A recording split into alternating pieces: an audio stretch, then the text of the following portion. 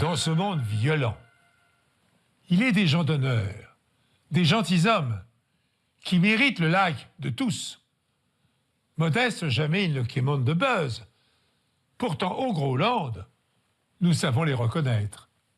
Le chevalier du Groland est de cela.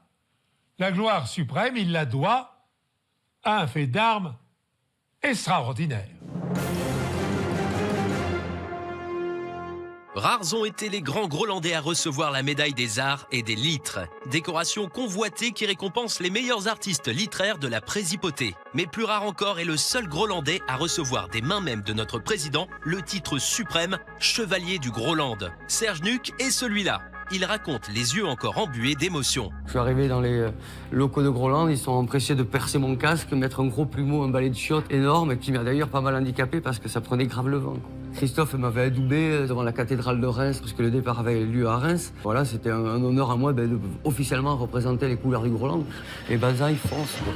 Comme tout chevalier, il a vaguement des droits, mais surtout un devoir, servir son pays. Défendre l'image du Groland sur les routes du monde entier. Le président lui donne ce jour-là un ordre de mission quasi divine. Ma mission, c'était d'humilier les Français chez eux sur leur course, qui était le Tour de France moto. Vint donc le Moto Tour de France. À la surprise générale des mandarins du deux roues, celui qui était considéré comme un pecno va dominer ses rivaux à la force du poignet droit.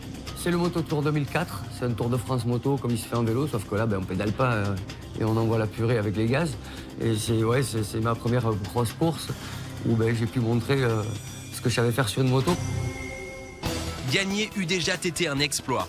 Mais pour porter haut les couleurs de notre Présipauté, il fallait frapper plus fort. J'avais quand même pas mal d'avance, donc je me suis permis de m'arrêter, boire une bière avec une princesse. Ma princesse, c'était une poupée gonflable qu'on avait habillée quand même. Carrément, il s'est arrêté, il a pilé sa machine, il a débouché une bière grolandaise, il a bu la bière, il a redémarré et il a gagné, mais avec seulement 5 secondes d'avance. C'est-à-dire, il a failli paumer le Tour de France moto pour une connerie, quoi. C'était l'humiliation totale, donc objectif atteint. C'est ça, c'est les mecs...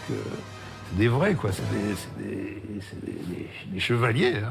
Pour l'honneur du Groland, le chevalier a su prendre le risque, prendre tous les risques, car il sait bien que seuls les vainqueurs écrivent l'histoire. L'histoire avec du grand H.